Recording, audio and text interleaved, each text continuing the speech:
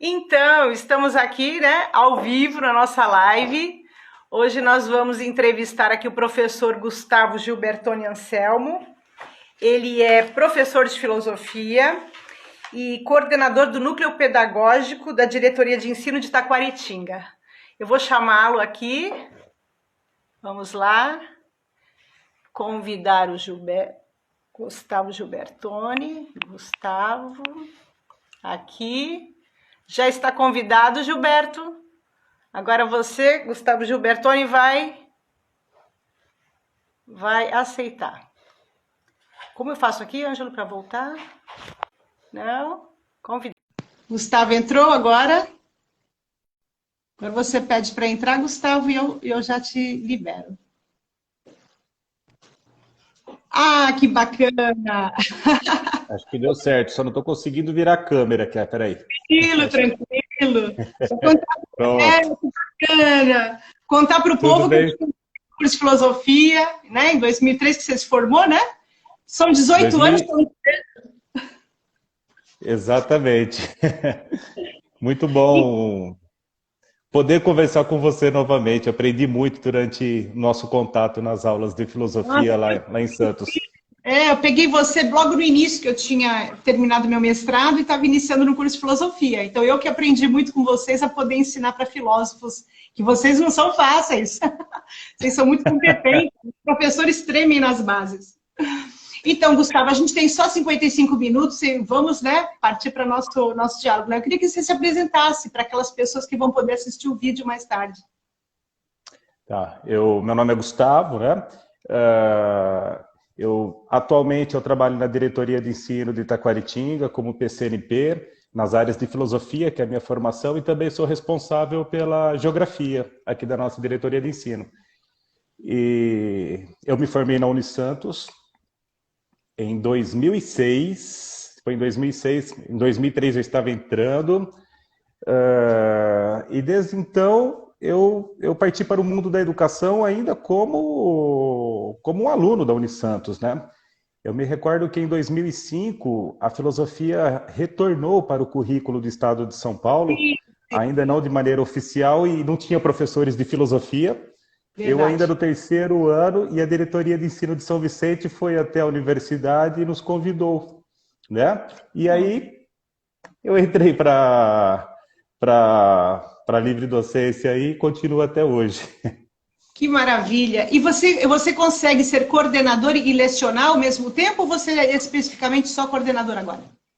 Nesse momento eu estou apenas como coordenador, né? Mas a intenção, como eu tenho 2 cargos dentro do Estado, a intenção é o ano que vem conciliar também com a sala de aula. Esse ano não foi possível justamente por questões de ajustes de horário. Certo. E como é esse trabalho? Como é essa questão assim, de você lidar com os professores? Que é uma situação de formação, né? Você é um formador, né? É uma formação. Eu estou começando nessa função esse ano também, então eu também tenho muito que aprender e também me coloco sempre como professor, né? Eu acho que independente do cargo, da posição que nós estamos dentro do mundo da educação, sendo sala de aula ou não, todos nós somos professores e sabemos quais são os anseios que todos nós, professores, temos, quais são as dificuldades que nós encaramos, né? Então, eu estou começando agora esse novo desafio na coordenação da diretoria de ensino, né? Trabalhando junto com os professores aqui da região. Que bacana. E quais são as principais assim, dificuldades que eles relatam para você e que eles te pedem ajuda? No momento, né, nós estamos enfrentando esse grande problema que não é específico de uma determinada região, que é justamente a questão da pandemia, né? Então, nós temos o problema da evasão, que é muito grande, apesar do Estado de São Paulo disponibilizar um centro de mídias, que é um aplicativo, né, que nós temos as aulas, todos os dias tem aulas ministradas ao vivo, os professores em cada escola fazem busca ativa também a todo momento, mas nós sabemos que as dificuldades são inúmeras, né? Mesmo porque nem todo aluno tem acesso à internet, Sim. Nem todo aluno tem um bom celular para poder acompanhar as aulas.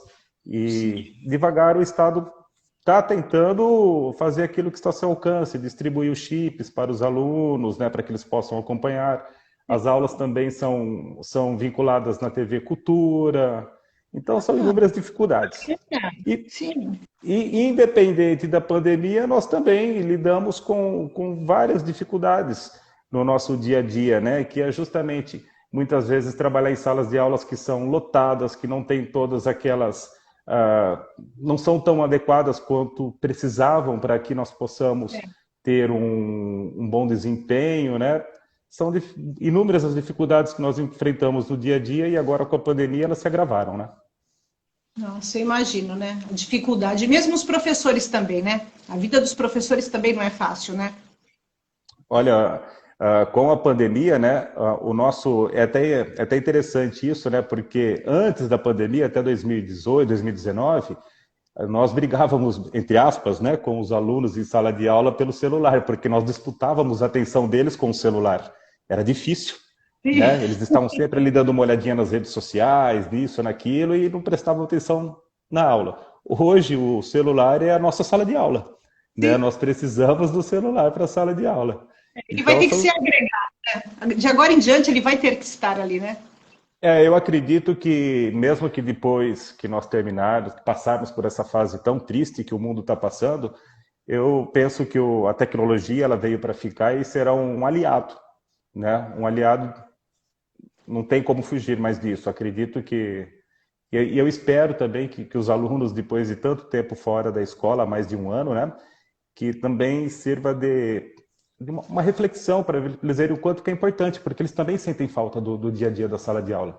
Em muitos lugares, a socialização deles acontece dentro da escola. É verdade. Aqui eu tenho um enteado e ele fala sempre isso, né? Ele diz assim, que a escola, para ele, era muito mais um clube. E que isso faz uma falta danada, né?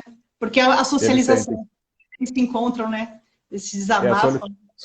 Exato. E principalmente aqui no interior, né? Eu estou aqui em Taquaritinga, mas eu trabalhei em cidades próximas aqui de Taquaritinga não é uma cidade grande, é uma cidade com 55 mil habitantes. Mas eu trabalhei em cidades menores, Dobrada, Santa Ernestina, que são cidades de 7, 8 mil habitantes apenas. Então, a escola para eles é muito importante. É, porque é o único local que eles têm, né, para se socializarem. Exatamente. É o local da socialização. Pegando esse aspecto que você fala, dessa diferença, né, de número de pessoas nas cidades, que a escola ser tão importante, quando você deu aula aqui na Baixada, em Santista, e você dando aulas aí, o que você sente de diferença do tipo de aluno, o tipo de relação professor-aluno muda, dependendo do núcleo urbano ou não? Essa é uma pergunta interessante, né? Porque eu comecei a ministrar aulas aí em Praia Grande, né? Trabalhei em 3 escolas diferentes aí da Praia Grande e depois eu voltei para o interior. Eu não senti diferença no perfil do aluno, né? Ah, Não senti diferença no perfil do aluno no aspecto de comportamento dentro de sala de aula, a questão da sensibilidade, a questão como que eu posso... da humildade. Eu achei muito parecido, tanto aqui no interior quanto aí no litoral. Por quê? Porque eu acredito que, talvez uma explicação para isso é que tanto no litoral, na capital e aqui no interior, a boa parte dos alunos da escola pública, eles têm o mesmo perfil socioeconômico, eles enfrentam as mesmas dificuldades familiares, né? Então, eu falo assim, me recordo que uma vez, voltando para o interior, numa época, no feriado, eu encontrei com alguns amigos professores na rodoviária em São Paulo, no Tietê, e a gente conversando, ele perguntou como que é a escola lá em Santos, lá na Baixada. Eu falei, olha, eu acredito que a escola pública ela só muda de endereço, né? Mas funciona da mesma maneira. Nós enfrentamos as mesmas dificuldades, temos alunos brilhantes em todos os lugares, mesmo na escola pública nós encontramos muitos alunos que têm um potencial gigante, enorme. Eu tive a mesma experiência. Trabalhei no estado 12 anos e realmente os meus alunos da escola pública eram assim fantásticos. Não deixavam nada a desejar da escola privada e estão brilhando na carreira, assim como você, sabe? É muito bacana ver isso acontecendo. Inclusive, nós estamos agora com um projeto, estamos começando um projeto para resgatar alguns alunos que passaram pela escola pública lá atrás e que possam dar um depoimento, ver Sim, como que a escola contribuiu. Eu mesmo tenho um amigo, eu estudei a vida toda em escola pública, sim. né? E eu tenho um amigo que hoje é auditor fiscal, né? Hum, E ele teve toda a formação dele dentro da escola pública. Ele fez medicina, mas ele não terminou porque ele não se identificou com o curso. Depois ele foi para o direito, terminou, ele foi para a aeronáutica e agora é auditor fiscal. E a base é, dele nasceu na escola pública. múltiplas inteligências, não? Porque se os jovens não têm perspectivas, escutando os relatos de experiências, né? Eles vão pensar, puxa, esse cara teve na mesma condição que eu, né? E ele pôde dar um passo à frente, né? Eu também acho que a educação faz essa diferença, né? No destino das pessoas, né? Ela é a nossa grande oportunidade de conquistar os nossos sonhos, né? Todos nós temos objetivos, todos nós almejamos alcançar esses objetivos. E eu sempre comento em sala de aula que todos nós podemos e devemos conquistar esses objetivos, mas para isso nós precisamos ter responsabilidade, né? Falo que a liberdade que nós vamos criando com o tempo em nossas vidas, seja a liberdade financeira, a liberdade de poder viajar, a liberdade... tudo isso é atrelado à responsabilidade. Então, quando nós temos um objetivo muito claro e nós queremos alcançar esse objetivo, nós temos que ser responsáveis. E o grande caminho, por mais árduo que seja, né, é a educação. É o caminho mais seguro para que todos nós possamos conquistar os nossos objetivos, né? Dá mais mais um elemento para melhorar a equalização, né? Socioeconômica. E muitas vezes em Exatamente. casa eles não têm, né? Em casa, às vezes, eles não têm esse norte, né? Esse estímulo, né? Para ampliar os horizontes, né? Coisa que os professores acabam que fornecem, né, para os alunos. Muitas vezes nós acabamos sendo grandes orientadores deles, né? Muitas vezes eles não têm essa referência na própria casa, dentro de casa, e a escola tem esse poder de direcionar. Muitas vezes Verdade. é numa simples conversa, numa sala de aula, né? Eu não preciso estar falando especificamente do imperativo categórico de Kant, e é lá no finalzinho da aula, tendo um bate-papo com eles gostam de perguntar, né? De saber, professor, como que você chegou até aqui? Por que você quis fazer filosofia? Né? Aí eles olham lá no Facebook da gente e vê que viaja para cá, viaja para lá. Como que você consegue viajar? Aí você incentiva eles, aí você vai comentando, vai contando um pouquinho da sua história. Contando que você, no meu caso, eu também era aluno de escola pública, eu sentei nessa mesma carteira que vocês sentaram, eu tive as mesmas aulas. Enfim, você tem que arrumar um meio ali de cativar eles, né? E a gente consegue, nós temos esse poder dentro da sala de aula. Muitas vezes nós não imaginamos o poder que nós temos. É verdade, é verdade. Gustavo, onde que nasceu esse teu desejo de fazer filosofia, de se envolver com uma área que na sua época não era uma coisa usual, né? Os cursos de filosofia têm sempre um número pequeno de alunos, né? Então são poucas pessoas que são tocadas por esse bichinho. O que te fez se Então, apaixonar por filosofia e querer trabalhar com isso? a minha paixão pela leitura, ela começou no ensino fundamental. Eu me recordo que a professora de português, de língua portuguesa, ela fazia prova com nós e começou a indicar aquela clássica coleção Vagalume. Então, ali começou a minha paixão pela leitura, né? Já no ensino médio, logo no comecinho do ensino médio, um dia, olhando a biblioteca da escola, eu achei um livro, uma coleção nova que havia acabado de chegar na escola, era um livro do Gandhi, a biografia do Gandhi. Eu me interessei muito pela biografia do Gandhi. Acabei lendo o Gandhi, me apaixonei pela história dele, e adolescente comecei a escutar rock and roll, né, que é o meu estilo musical predileto, e aí eu comecei a conhecer algumas bandas como... Com a camisa do Ramones na aula. Exatamente. E você fotografia com um dos Ramones, que eu vi uma vez uma foto sua na rede social, com um dos Ramones, não sei qual deles, que você tirou uma foto. Sim, eu tive a oportunidade de conhecer alguns membros da banda, e também de Uhum. outras bandas brasileiras, como Garotos Podres, que cantavam muito em relação falava muito em relação às injustiças do dia a dia, né? E aí, quando eu entrei no ensino médio, na época era o colegial ainda, no primeiro ano eu não tive aula de filosofia, eu tinha aula de psicologia. E no segundo ano eu tive aula de filosofia. Aí eu falei, não, é a filosofia que eu quero, é a filosofia que eu gosto. Né? E fiz o ensino médio, tive apenas 2 anos de filosofia no ensino médio, acabei, não fui estudar logo de cara, comecei a trabalhar, aí eu falei, não, está na hora de fazer uma faculdade. E foi nesse momento que eu pensei, olha, a gente tem que fazer aquilo que realmente te cativa, né, te toca. E no meu caso sempre foi a filosofia. Nós somos em 3 aqui na minha família, 3 irmãos, meus pais sempre deram liberdade e apoiaram os estudos, independente da escolha. Eu tive um irmão que foi para o direito, um outro que foi para a economia e eu fui para a filosofia, né? E foi justamente nessa época que eu acabei parando em Santos. Fui fazer filosofia na Unis. Por que você escolheu Santos? Eu acabei indo para Santos, foi uma indicação de alguns professores que eu conheci e que falaram que o curso de filosofia da Unisantos era muito bom, que tinham ótimos professores. E aí eu resolvi prestar também a Unisantos e fiz também uma prova de bolsa, porque eu estava chegando do interior, né? No final da história, acabei me fixando aí em Santos para estudar com vocês, onde tive o prazer de aprender com você, né? Mas foi uma época que eu comecei a fazer filosofia, numa época em que a filosofia não estava mais no currículo, né? Ela voltou em 2005, eu já estava no 3º ano da faculdade. Felizmente, ela voltou e ali eu entrei como professor e continuei. Depois, em 2011, teve um concurso para filosofia. Eu já de volta aqui no interior, eu passei, efetivei. Em 2013, teve um novo concurso. O Estado permite 2 cargos, né?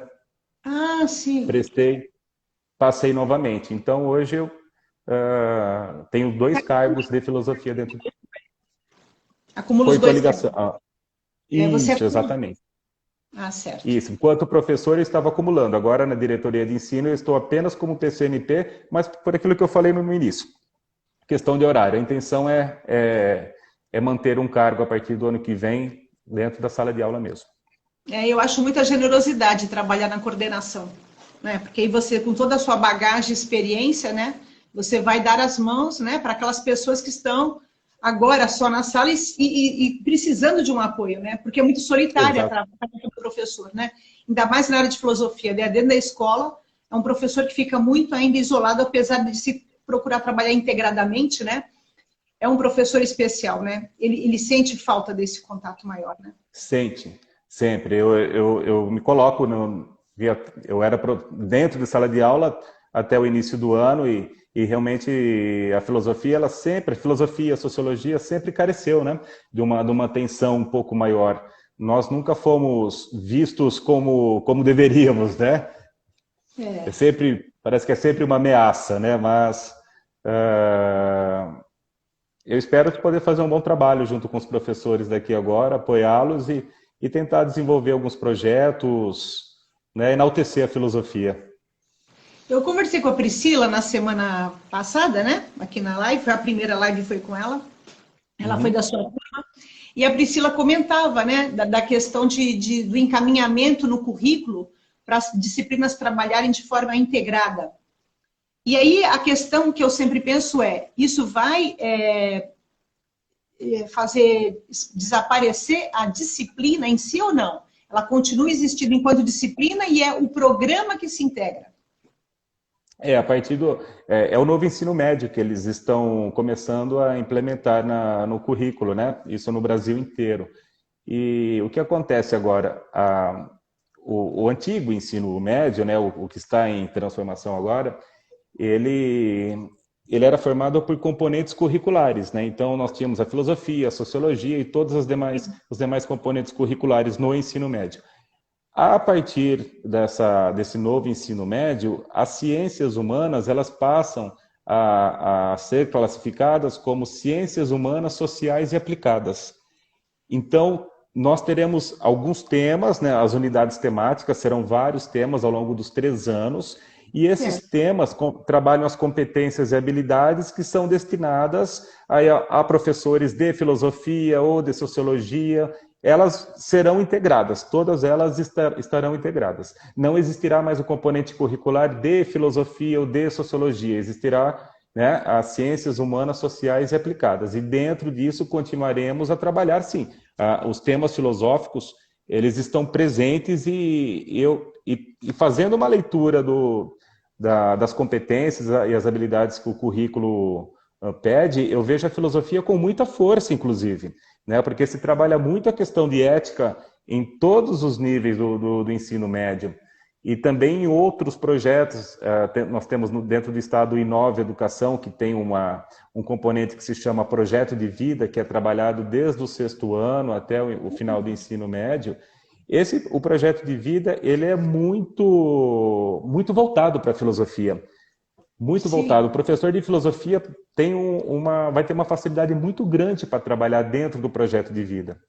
Então, apesar do nome filosofia não existir como componente curricular, assim como as demais também não dentro do ensino médio, eu vejo que abre um leque para o profissional da filosofia poder trabalhar dentro da educação.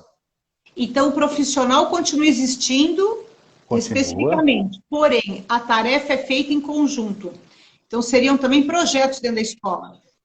É um tema que se trabalha em geografia. Vai ter assim a hora da aula de filosofia? Não. Vai ser a hora das ciências humanas integradas. Isso, exatamente, das ciências humanas, sociais e aplicadas. E aí dentro nós estamos também entendendo como vai funcionar, porque isso vai entrar ainda em ação a partir do próximo ano. Então vai ser gradativo, né? Primeiro só o primeiro ano, depois Sim. vai primeiro e segundo, só lá em 2024 que todo o processo estará finalizado. É uma atitude bem corajosa, né? E eu penso que precisa, né? A escola tem que avançar, não é? O ensino médio tem que passar por uma mudança, né? Ele estava...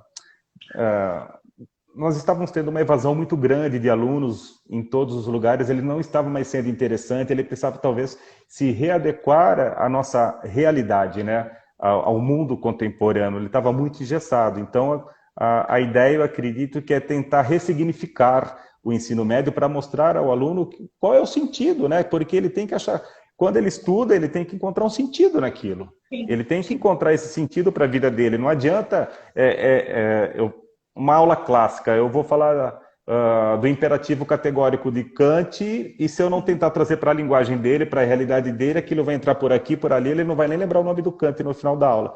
Agora, se eu tentar significar aquilo para que ele encontre o sentido do porquê que ele tem que estudar Kant, por que ele tem que aprender Platão, né? Por que ele tem que estudar a ética de Aristóteles, e aí ele começa a enxergar aquilo no dia a dia da sociedade. E aí ele vai perceber que tudo aquilo que é falado na escola, na química, na matemática, na sociologia, na educação física, tudo isso está integrado no nosso dia a dia. A gente não se desvincula disso em nenhum momento. Nós estamos usando a tecnologia agora para comunicação, há uma socialização, aqui nós estamos refletindo, nós estamos controlando o tempo, a matemática, enfim, né? Tem que ter sentido. E aí vocês já estão resolvendo aquele problema do Kant, né? Aquele problema que ele coloca. Eu vou ensinar a história da filosofia ou eu vou ensinar a filosofar? Ou ensinando Exato. A história da filosofia, eu já estou ensinando um modelo de como filosofar, como os filósofos filosofaram. Mas, na verdade, o que você coloca é justamente isso, é ensinar a filosofar, né? Eu acho que o aluno do ensino médio, né? É uma pena a filosofia não estar presente desde o ensino fundamental. Né? Em algumas escolas, em algumas redes aqui na região, na cidade de Matão, tem filosofia a partir do 5º ano. Então, é muito legal que tem o ensino fundamental todo. Eu sou grande defensora. Né? E aí, quando eles chegam no ensino médio sem a bagagem filosófica, que eles começam a entender filosofia, é um ano, pelo menos, porque ele chega petrificado. A hora que ele começa a entender a filosofia e entender o que é o filosofar, o sentido, eles acabam se apaixonando. Eu já tive alunos que foram para a filosofia. Ah, que orgulho! Quando eu mostro para eles, eu faço com que eles reflitam que pensar é diferente de refletir. Pensar, nós estamos pensando a todo momento. Refletir, não. Né? Uso aquela famosa frase do Demerval Saviani, né? Se todo pensamento... Aliás, se toda reflexão é pensamento, nem todo pensamento é reflexão. E aí no começo eles saem um pouco de fumacinha, né? Daí a gente vai trabalhando aos poucos com eles, eles vão, como diria o Fábio Maimori, depois que você é picado pelo mosquitinho da filosofia, você não sai mais. É verdade, né? A nossa cachaçinha. Gustavo, você tem Então, algumas histórias? Fale, fale, fale. não, falando, então assim, é muito gostoso trabalhar a filosofia com o adolescente, né? Quando ele compreende, quando ele entende o porquê da filosofia, ele acaba se apaixonando pela filosofia, que foi o que aconteceu comigo como aluno, né? Sim. Conte para mim algumas histórias bonitas de sala de aula, coisas ou que você fez, o que aconteceram, que te marcaram bastante. Olha, inclusive eu conversava com a Emanuela há umas 2 semanas, que eu me Ela recordo aceitou fazer a live, ela aceitou. vai ser fantástica, tenho certeza, ela é uma pessoa que vai contribuir muito. Em 2007, eu tive a oportunidade de trabalhar aí no Reinaldo Kuntz Busch, em Praia Grande, no projeto da Escola de Tempo Integral, que é esse projeto que hoje está ganhando força aqui no estado, né?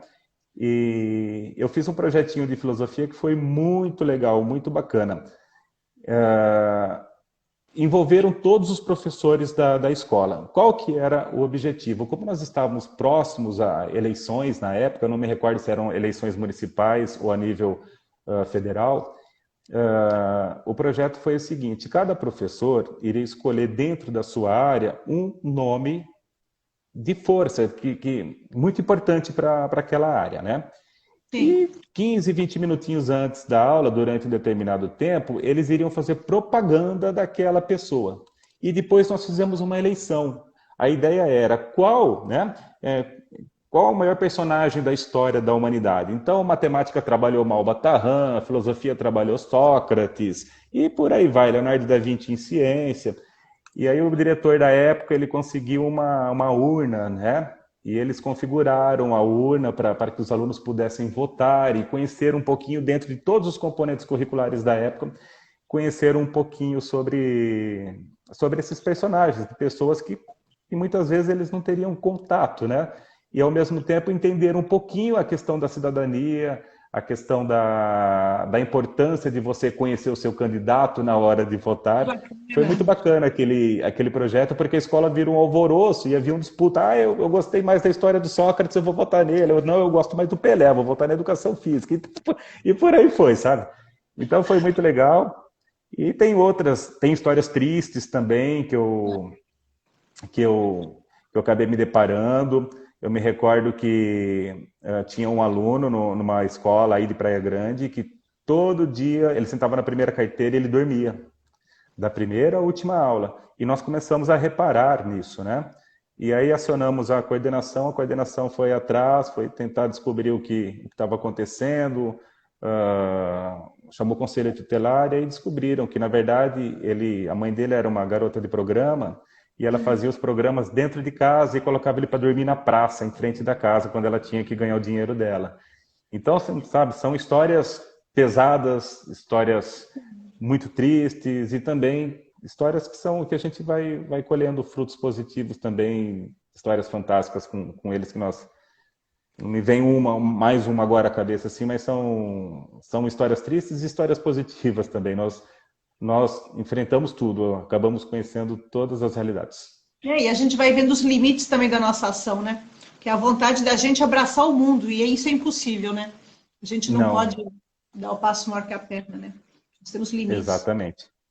Eu também passei por Exatamente. muitas questões assim em sala de aula, né? De alunos espancados pelos pais, abuso sexual, eram coisas assim muito tristes.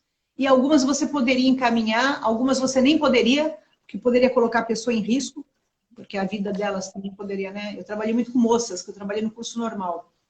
E era uma realidade assim muito dura, né? A única Sim. coisa que eu acho assim, de bacana foi aquilo que você falou, que a escola fez a diferença na vida de muitas delas que conseguiram se libertar de uma vida muitas vezes limitante, né? E cheia de problemas, né? É o caminho. Quando eles entendem isso, né? Eu costumo muitas vezes falar na sala de aula que, olha, apesar de todas as dificuldades que nós temos, vocês têm que se esforçarem, né, ao máximo aqui, né? As dificuldades que são impostas são inúmeras, é dentro da escola que as dificuldades existem, é lá fora. Você tem que se esforçar porque não depende 100% de você, porque é muita coisa que acontece, né? Mas você tem a oportunidade, através da educação, de buscar essa mudança. Então, por mais difícil que seja, os livros são é o caminho que você tem para mudar a sua vida, né? Gustavo, o que você pensa sobre a atitude da universidade quando forma as pessoas, assim, do ponto de vista teórico, e a questão da formação do professor dentro do curso de filosofia? Você pensa como deveria ser essa formação dentro do curso de filosofia, né, do professor, que geralmente são licenciaturas, poucas são bacharelado, né, a maioria é licenciatura. E depois, como é que pode ser o contato da universidade com as escolas? Porque me parece ainda muito distante, né? É um pouco distante, sim, né? A formação, eu falo pela formação que eu tive dentro da universidade. A Universidade de Santos, ela é voltada, né, para a licenciatura. Então, desde o primeiro ano, nós já fomos orientados, tivemos assim uma boa orientação em relação a como será a nossa vida lá na escola. Eu achei assim muito... Quando eu comecei a dar aula, eu era ainda um aluno e eu não tive tantas dificuldades no aspecto de saber o que eu ia enfrentar, porque eu era orientado lá na escola, né? Nas nossas conversas, em várias aulas, nós éramos já orientados do que aconteceria lá fora, né? Dentro da escola.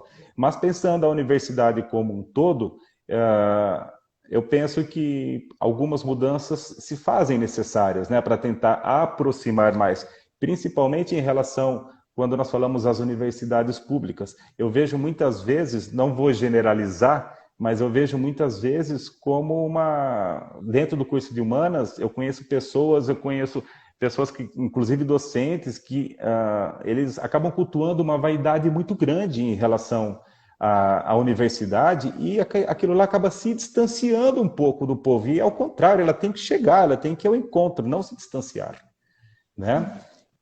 Então, eu acredito que é algo que deveria mudar bastante, essa questão da vaidade, e tentar se aproximar mais, sim, da sociedade. Até para divulgar mais, né? Porque ficar naquele vocabulário fechado, né? Teórico. Eu lembro que na USP, por exemplo, o indivíduo faz filosofia na FEFELESH, mas quando ele vai fazer a prática de ensino, o estágio, ele vai para a faculdade de educação. E aí, simplesmente, ele está completamente dicotomizado do curso originário dele, e aí ele vê aquilo ali como uma coisa menor, né? Com uma obrigatoriedade burocrática para poder conseguir o diploma, né? E não percebe Exatamente. a importância daquela formação, porque no final todo mundo acaba atuando na sala de aula, né? Profissão de filósofo, socialmente, no Brasil, por exemplo, não é que dá muita possibilidade de sobrevivência, né? Dentro da sala de aula é o nosso carro-chefe ali, né? E é a oportunidade que nós temos, né?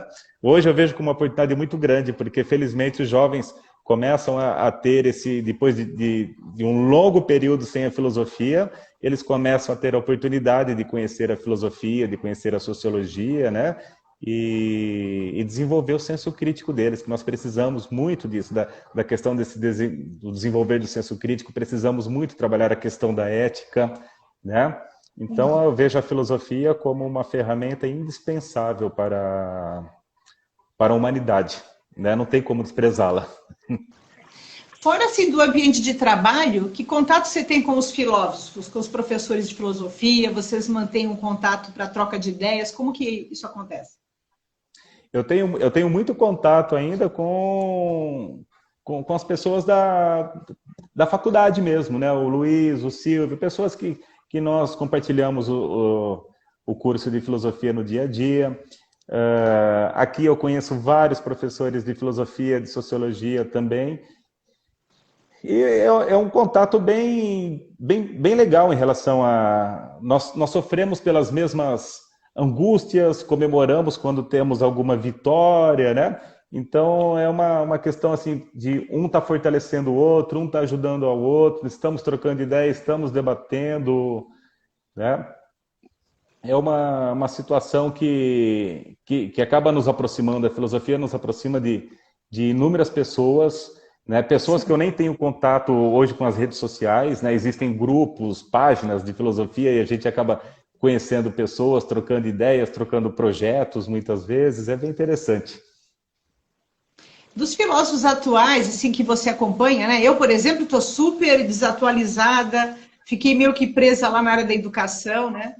E gosto muito das pessoas mais antigas. Eu não tenho muita assim, intimidade com os filósofos atuais. Mas, assim, ou brasileiro ou não, quais os que hoje você acha que, para você, né, daqueles que você tem contato, tem te marcado mais, tem te estimulado mais a pensar? Olha, eu gosto bastante dos antigos também. Eu confesso que eu sou muito tradicionalista, né? Eu lembro Também. muito de Heidegger, né? Que Heidegger falava que Eu depois dos amo. pré-socráticos acabou a filosofia, agora vamos pensar, né? É. Mas eu sempre me simpatizo com todos aqueles que tentam, de alguma maneira, levar essa mensagem para as pessoas, tentam popularizar a filosofia. Por exemplo, eu vou falar um nome que é muito clichê, que muita gente gosta, muita gente não gosta, dentro do próprio mundo da filosofia. Uma vez conversando com um amigo aí de Santos, da filosofia também, nós falávamos a respeito do Karnal, do Leandro Carnal, que virou um Ah, popstar agora, né? mas E na eu acho verdade ele, ótimo.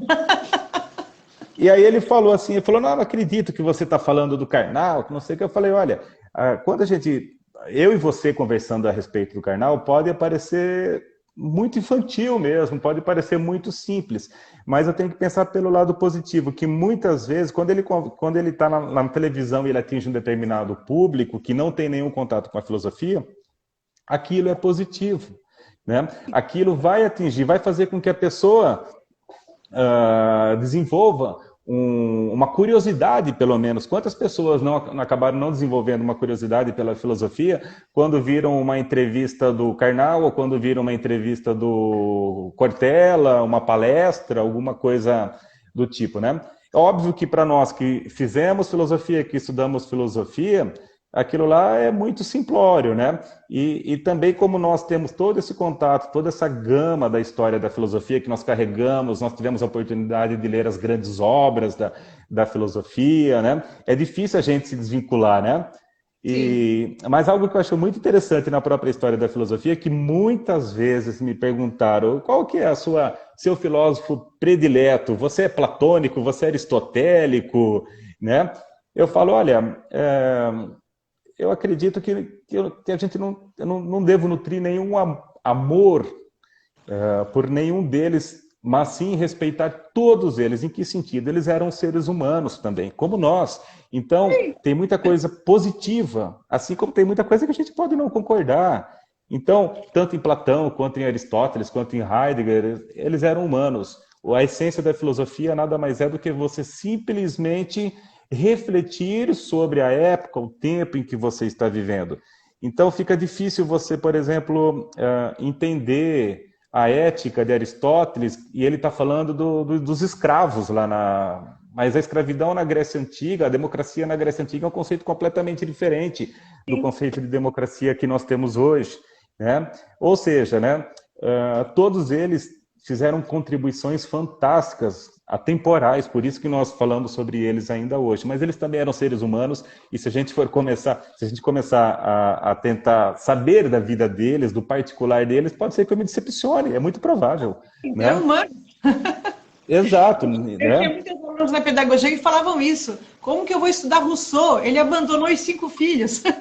Eu dizia, não, você não pode misturar as coisas, né? Na vida particular dele e aquilo que ele construiu enquanto obra é outra coisa, né? Agora, isso que O você Rousseau, falou mesmo, fala. não, o Rousseau deixava muita gente em paranoia, né? Principalmente o pessoal da pedagogia, né? Porque vai estudar o Emílio, né? E aí, a hora que se depara com a vida dele, era exatamente o oposto do que ele escreveu ali, né? Mas depois ele escreve O Viajante Solitário e ele fala, né, que ele se arrepende, que o maior arrependimento da vida dele foi abandonar os filhos, né? Agora, isso que você Exatamente. comentou da divulgação da filosofia do Karnal, por exemplo, e eu penso muito positivo, porque eu penso que o problema é esse, da ciência. Por exemplo, agora o que a gente está passando com a questão da pandemia, o negacionismo, as dificuldades que as pessoas têm, é por desconhecerem basicamente a ciência, né? Elas não têm Exatamente. conhecimento mínimo sobre biologia, sobre como funcionam os remédios, como funciona a produção de vacinas, como o vírus age no seu próprio corpo. Então, realmente, se a ciência for divulgada de uma maneira mais simples, né, ela vai favorecer que as pessoas tenham um ganho, né, de vida, uma qualidade maior de vida. E a filosofia é a mesma coisa. Se a gente fica lá nos píncaros, lá com os filósofos, uma discussão fechada, né, introspectiva entre os próprios especialistas, como você disse, vaidosos do seu conhecimento, isso não vai em nada, né? As pessoas veem vaidade carnal, quando na verdade o que ele está fazendo é se despir da vaidade e se colocando de uma maneira completamente à vontade, brincando com as mídias, como fazem os jovens, né? Fazendo lá os TikTok da vida dele, e as pessoas estão encantadas, estão, como você disse, ouvindo falar, né? Eu lembro também da questão quando o Gabriel Chalita começou a publicar muitos livros, e ele era muito criticado, porque o livro não tinha densidade. E eu pensava assim, mas ele está fazendo professores lerem, porque muitas vezes professores não leem, que é uma coisa assim assustadora, mas em escolas há professores que não leem livros, não se interessam por conhecimento. Você fala, como é que pode esse cara fazer alguém querer conhecer, não? Então é interessante esse aspecto da divulgação, né? Eu acredito que quanto maior o público atingido em relação ao conhecimento, né, maior é o ganho, né, para a sociedade. Então, né, eu repito, não adianta eu tentar falar com aquele... Eu dei aula, por exemplo, na EJA, ensino de jovens e adultos. O camarada, ele acorda 4 horas da manhã para trabalhar na roça aqui no interior, né? E aí à noite ele vai para a escola, porque ele está continuando os estudos com todas as dificuldades do mundo. Eu tenho que saber o tipo de linguagem que eu vou usar na sala de aula para cativar ele, para atingir.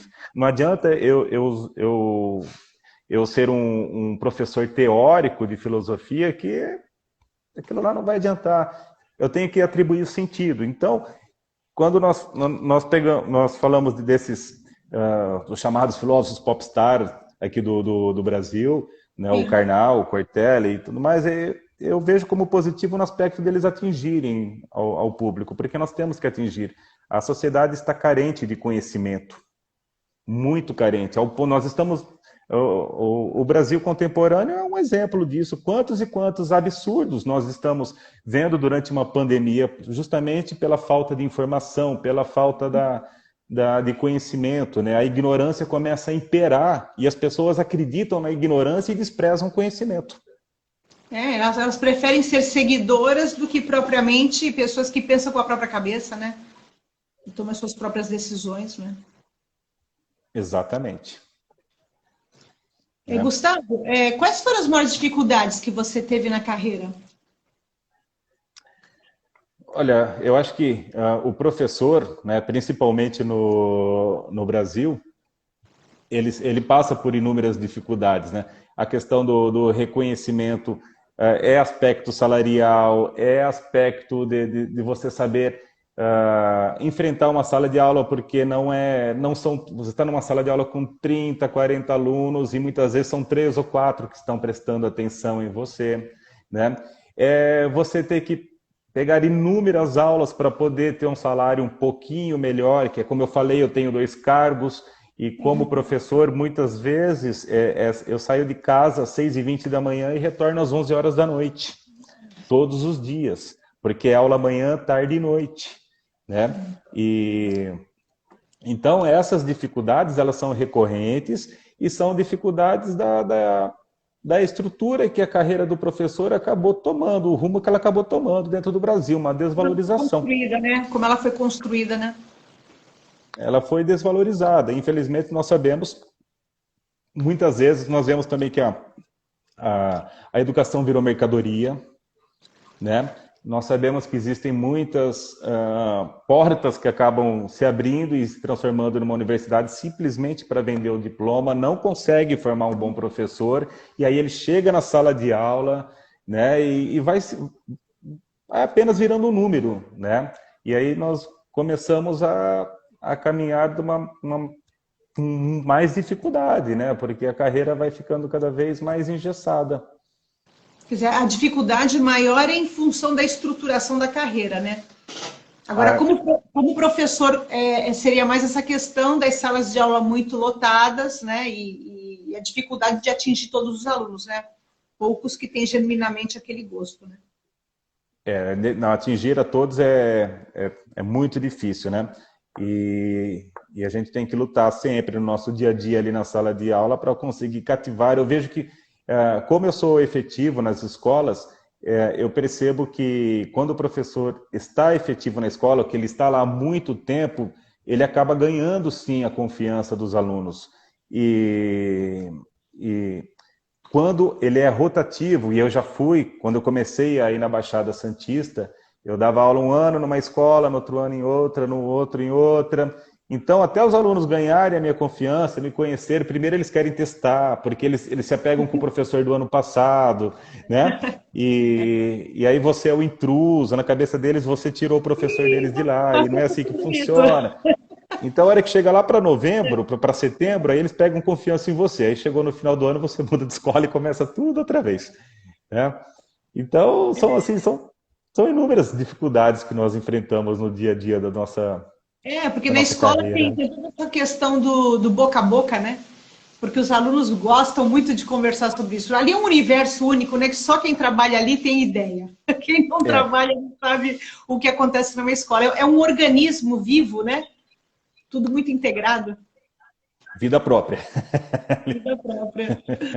E do ponto de vista assim, da relação com a direção, com a organização, com a supervisão, como que você vê essa relação nas escolas? Como é que ela está hoje? Porque quando eu trabalhei, as escolas tinham uma relação interpessoal muito difícil. Não era tão fácil assim. Você tinha os grupos mais afeitos à direção, mais afeitos à coordenação, e muitas vezes alguns professores que tinham uma política diferente de pensamento, uma visão política, mas não partidária, política de funcionamento Sim. escolar, de como as Uhum. coisas, né? Havia muitos conflitos, né? Não era uma coisa assim tão simples. Como que você vê essa relação? Esses conflitos, eles existem sempre. Eu acredito que não só dentro da escola, mas como em qualquer profissão, né? Essa questão política de como gerir uma instituição, de como, Sim, sim. eu acho que o certo é isso, eu acho que o certo é aquilo, mas no final nós temos que entrar num acordo porque todos nós somos uma equipe, né? E se a gente não trabalhar em equipe, não vai funcionar. As dificuldades irão aumentar. Felizmente, nas escolas que eu passei, principalmente nos últimos anos, nós sempre tivemos assim um bom relacionamento. A direção, a coordenação, os professores, obviamente que sempre tinha, né, uma desavença aqui, uma desavença ali no aspecto de não concordo com isso, não concordo com aquilo, mas estavam todos empenhados em tentar desenvolver o melhor para que a escola pudesse funcionar da melhor maneira possível. Nós sabemos também que, como somos funcionários estaduais, muito daquilo que tem que ser feito na escola não compete à direção, à diretoria de ensino, ao coordenador, ao professor. É um currículo que vem pronto, são normas que vêm prontas de São Paulo e nós temos que obedecer. Existe toda uma questão da rede, né? Mas, felizmente, dentro das escolas que eu trabalhei nos últimos anos, sempre houve um bom diálogo entre a direção, entre a coordenação e entre os professores. Porque se não tem esse bom diálogo entre essas três esferas, as dificuldades, que já são muitas, tendem a ser infinitamente maiores, né? Porque no final das contas, né, o conflito é saudável, né? Se é um conflito que é para promover justamente o ajuste das ideias e todos trabalharem em prol Sim, do os ATPCs, crescimento. eles são justamente para isso, né? É interessante que quando nós temos essas reuniões, as ATPCs, elas estão ali justamente para que a gente possa refletir, para que a gente possa se posicionar, apontar erros, apontar acertos também, né?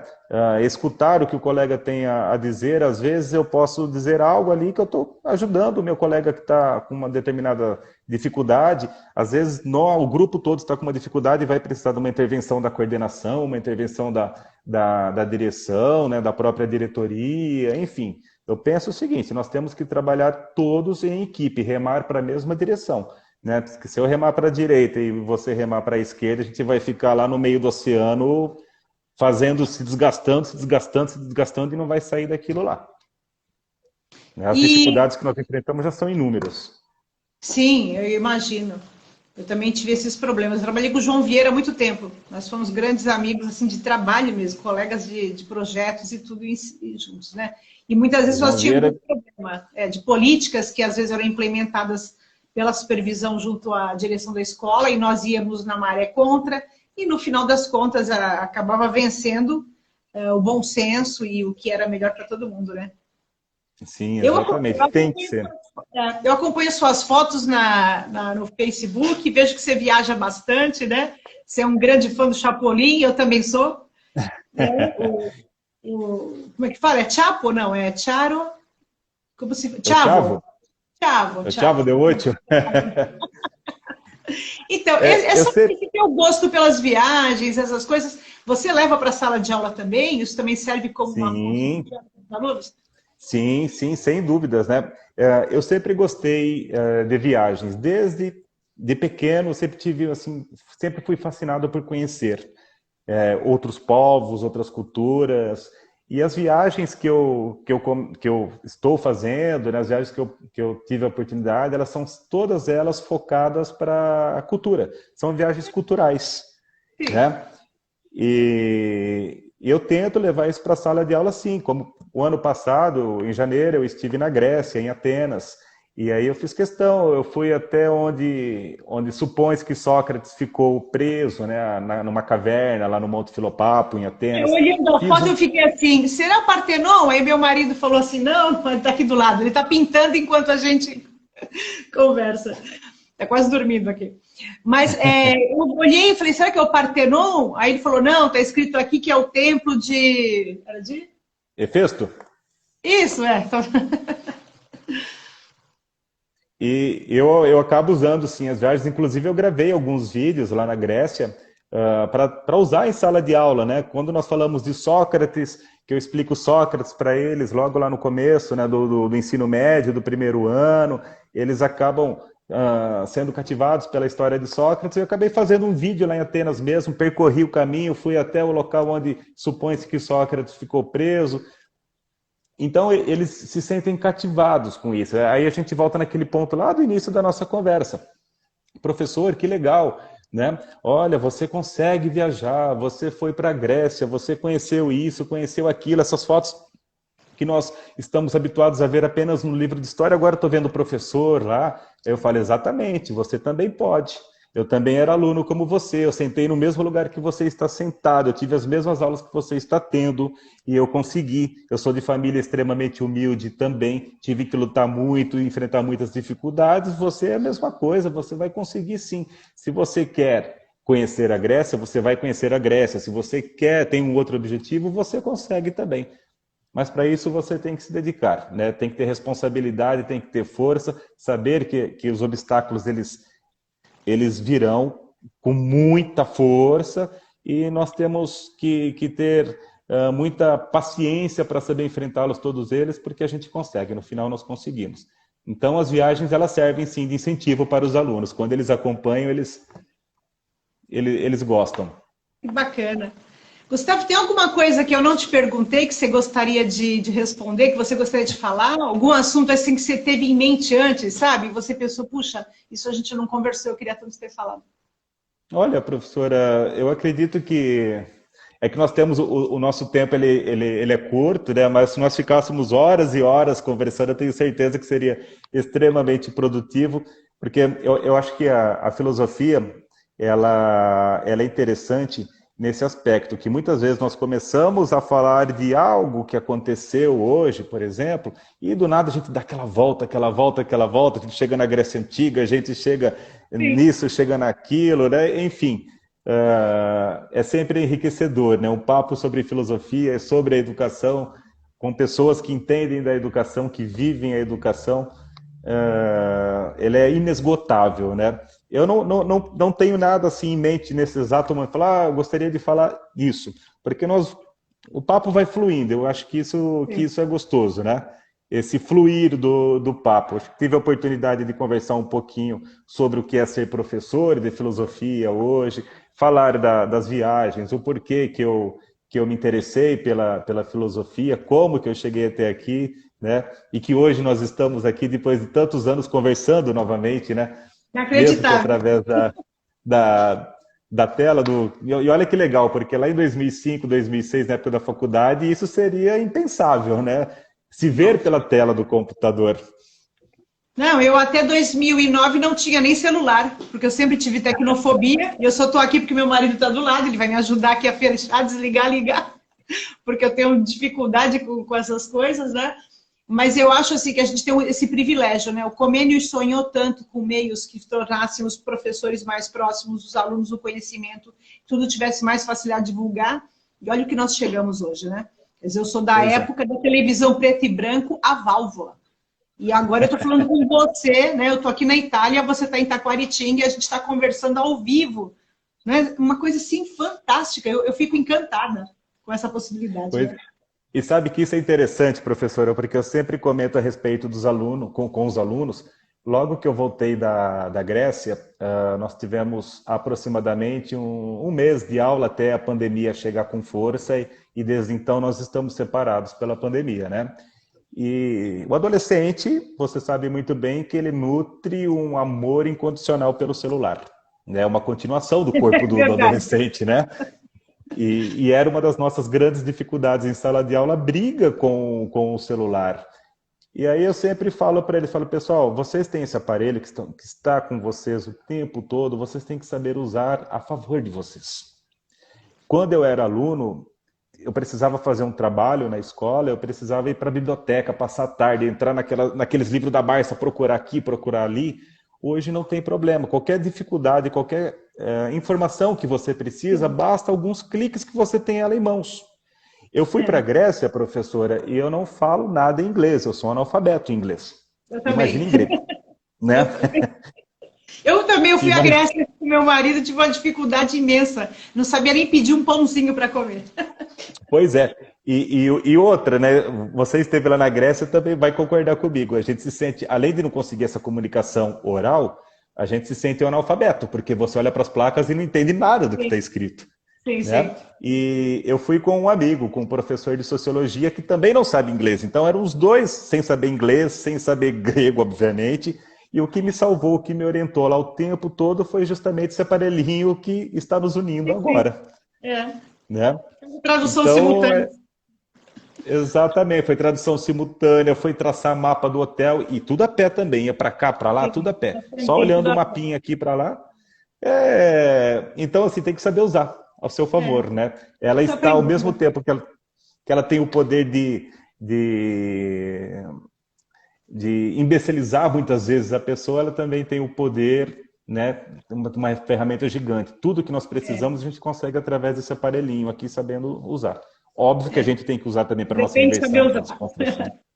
Exato. Gustavo, eu quero agradecer a você muito por ter disponibilizado do seu tempo. Eu tenho que trabalhar o dia inteiro, ainda chegar à noite, ainda fazer uma conversa assim, né?